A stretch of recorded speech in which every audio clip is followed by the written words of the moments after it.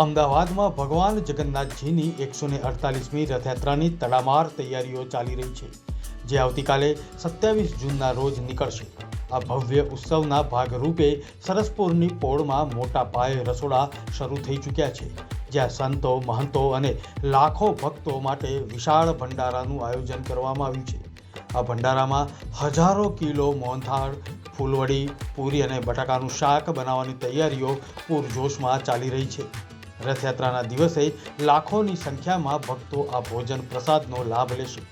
આ માટે એક સાથે 1000થી વધુ લોકો ભોજન લઈ શકે તેવી ભવ્ય વ્યવસ્થા ગોઠવવામાં આવી છે.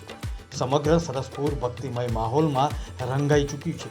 ત્યારે મુંબઈ સમાચારની ટીમ સરસપુર પહોંચી હતી, જ્યાં આ વિશાળ ભંડારાનું આયોજન કરવામાં આવ્યું હતું. જુઓ અમદાવાદથી મૈત્રી વ્યાસનો ખાસ રિપોર્ટ. નમસ્કાર, મુંબઈ સમાચારના ડિજિટલ પ્લેટફોર્મ પર આપનું હાર્દિક સ્વાગત છે. આવતીકાલે ભગવાન જગન્નાથની 148મી રથયાત્રા નીકળવા જઈ રહી છે.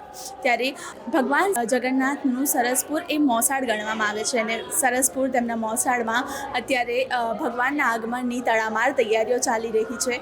અહીં રણછોડરાય જે મંદિર આવેલું છે ત્યાં પણ ભજન સંધ્યાનું પણ આયોજન કરવામાં આવે છે. આ સાથે જ ઘણી બધી પોળોમાં પ્રસાદનું આયોજન કરવામાં આવે છે, જે આવતીકાલે રથયાત્રાના દિવસે લોકોને પીરસવામાં આવશે. આ પ્રસાદ સવારે 10 વાગ્યાથી સાંજે 5 વાગ્યા સુધીમાં ભક્તોને આપવામાં આવશે અને આ સાથે જ ભક્તો પણ અહીં જોડાશે. રથયાત્રા જે જમાલપુર મંદિરથી નીકળીને સરસપુર સુધી આવશે અને આગળ 16 કિલોમીટર સુધી આ લાંબી રથયાત્રા ચાલતી હોય છે.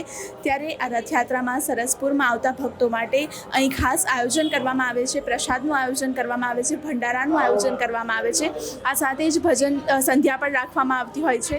ત્યારે સરસપુર ભગવાનના મોસાળમાં આજે રથયાત્રાની તૈયારીઓ ચાલી રહી છે. રથયાત્રાની તૈયારીઓની સાથે ભગવાનના આગમનની તૈયારીઓ ચાલી રહી છે અને તમામ ભક્તોમાં ભારે ઉત્સાહ જોવા મળી રહ્યો છે. આવતીકાલે ભગવાન જગન્નાથની 148મી રથયાત્રા નીકળવા જઈ રહી છે. ત્યારે ભગવાન જગન્નાથના આગમન માટે તેમના મોસાળ સરસપુરમાં અને અહીં ભંડારાની તૈયારીઓ ચાલી રહી છે. જે પ્રકારના દ્રશ્યો તમે જોઈ રહ્યા છો, ભંડારાની તૈયારીઓ ચાલી રહી છે. આવતીકાલે જે ભક્તો રથયાત્રામાં જોડાશે તેમના આગમનની અને ભગવાનના આગમનની અને તેમની સાથે જ તેમને અહીં આ પ્રસાદ અને ભંડારાનું પણ આયોજન કરવામાં આવે છે. આપણી સાથે જે ભંડારાનું આયોજન કરે છે આપણે તેમની સાથે વાતચીત કરી અને જાણીએ કે કયા પ્રકારે અહીંયા સરસ્વતીમાં આગમનની તૈયારીઓ ચાલી રહી છે. ભંડારાનું આયોજન કયા પ્રમાણે કરવામાં આવે છે? જય જગન્નાથ. યુવાશ્રી યુવક મંડળ આપનું હાર્દિક સ્વાગત કરે છે. દર વખતની જેમ આ વખતે પણ અમોએ 15,000 હરિભક્તોની જે પ્રસાદની વ્યવસ્થા છે તે સંપૂર્ણ કરી દીધી છે. દર વખતની જેમ આ વખતે પણ અમોએ 1500 કિલો મોહનથાળ, 1000 કિલો બટાકાનું શાક તેમજ 1000 કિલો પૂરી કમ્પ્લીટ વ્યવસ્થા થઈ ગઈ. આ વર્ષે પણ જે ભગવાન જગન્નાથની રથયાત્રા કરવા જઈ રહ્યો છે તેમાં ભક્તોમાં કેવો ઉત્સાહ છે અને આ સરસ જે તેમની મોસાળ ગણવામાં આવ્યા છે તેમાં તેમના આગમનની કયા પ્રકારની તૈયારીઓ કરવી? આજે આપણે એની વાત સાચી છે કે જેમ ભગવાન છતાં એમના મામાના ઘરે આવતા હોય અને અમારા માટે આનંદની વાત છે કે ભગવાન અમારા ઘરે આવે છે, તો આખા સરસપુરની અંદર જે ઉત્સાહ હોય છે એ અન્યનો ઉત્સાહ હોય છે. કે જેમ દિવાળીનો તહેવાર આપણે ઉજવીએ જે ઉત્સાહ હોય છે એવો ઉત્સાહ અત્યારે મારા આ રથયાત્રા મહોત્સવનો હોય છે. આ જે પ્રસાદનું આયોજન કરવામાં આવે છે તમે કેટલા વર્ષોથી આ જોઈ રહ્યા છો? કેટલા વર્ષોથી આ પ્રસાદનું આયોજન કરવામાં આવે છે? હા, છેલ્લા 48 વર્ષથી અમારે આ જે ભોજનની વ્યવસ્થા કરીએ છીએ એ અમારું 48મું વર્ષ છે. આવતીકાલે ભગવાન તમારા ત્યાં પધારશે અને ભગવાનના આગમનની બોલાવવાની તૈયારી કેવો ઉત્સાહ છે અને લોકોમાં કયા પ્રકારના? આપણે વાત કરી તેમ અમારો તો દર વખતની જેમ અમારો જે ઉત્સાહ હોય છે એ અનેરો ઉત્સાહ હોય છે. કારણ કે અમારા ભગવાન ખુદ અમારા ત્યાં પધારે છે, તો એના માટે અમારા જોડે કોઈ શબ્દો નથી. પ્રસાદની સાથે પ્રસાદમાં આવતીકાલે પ્રસાદ ધરાવવામાં આવે છે અને તે પ્રસાદનું શું મહત્વ? પ્રસાદનું મહત્ત્વ તો ભગવાનને આપણે અર્પણ કરીએ છીએ અને આપણે વાત કરી કે મોહનથાળ જ અમારો મુખ્ય પ્રસાદ છે. સાથે હરિભક્તો આવે અને મોહનથાળ, પૂરી અને શાક અમે બધાને પ્રસાદ તરીકે આપીએ છીએ. અને પ્રસાદમાં તો તેને આપણે જે કીધું એ પ્રમાણે એનું કોઈ પેલું હોય જ નહીં. પ્રસાદ એ પ્રસાદ જ હોય છે. અને આ વર્ષોથી અમે કરતા આવતીકાલે ભગવાન જગન્નાથની રથયાત્રા નીકળવાની છે. ભગવાન જગન્નાથ તેમના બહેન સુભદ્રા અને ભાઈ બલરામ સાથે નગરચર્યાએ નીકળશે.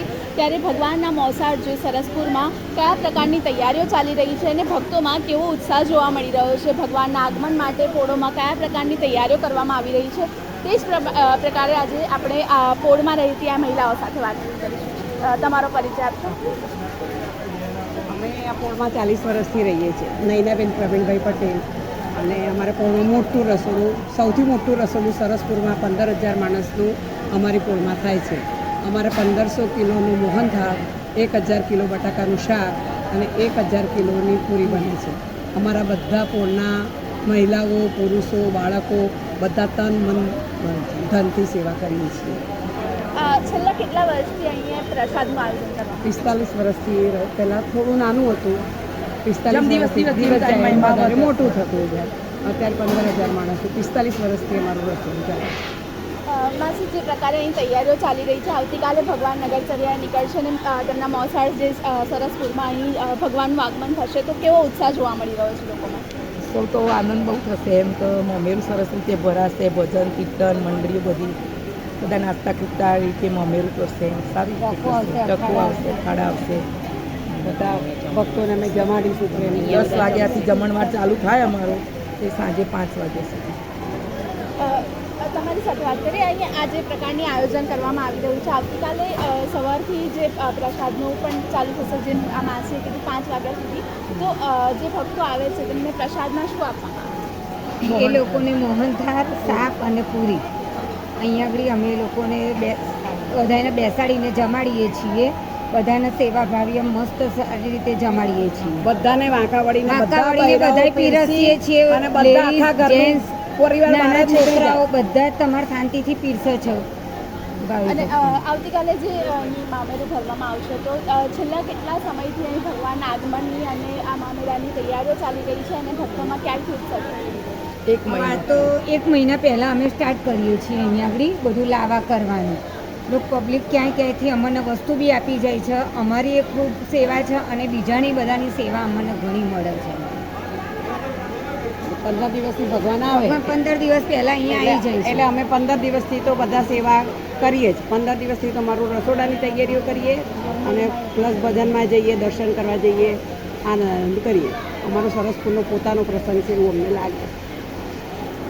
તો આ પ્રમાણે જે પ્રમાણે આ મહિલાઓએ વાતચીત કરી તે પ્રમાણે તમે અહીં દ્રશ્યો પણ જોઈ રહ્યા છો. અત્યારે પણ ઘણી જગ્યાએ ઘણી પોળોમાં અહીં પ્રસાદનું આયોજન કરવામાં આવે છે, તેની તૈયારીઓ ચાલી રહી છે અને તે જ પ્રકારે આ પોળમાં પણ પ્રસાદની તૈયારીઓ ચાલી રહી છે. અહીંયા પૂરી, શાક અને ભજીયા અને મોહનથાળ આ બધાનો પ્રસાદ બનાવવામાં આવી રહ્યો છે, જે આવતીકાલે બધાને પીરસવામાં આવશે. આવા જ પ્રકારના વિડીયો જોવા માટે જોડાયેલા રહો મુંબઈ સમાચાર સાથે. કેમેરામેન ગૌરવ સાથે મૈત્રી વ્યાસ, અમદાવાદ.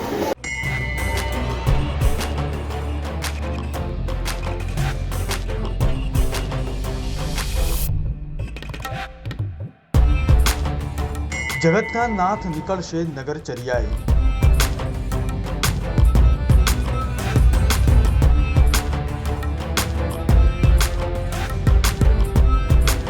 ભગવાન જગન્નાથની ભક્તિમાં લીન થશે ભક્તો.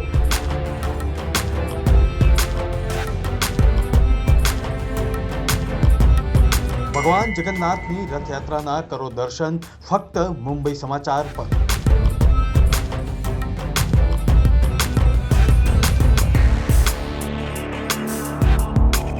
મેળવો અમદાવાદમાં 148મી જગન્નાથજીની રથયાત્રાના પળે પળના સમાચાર ફક્ત મુંબઈ સમાચાર પર.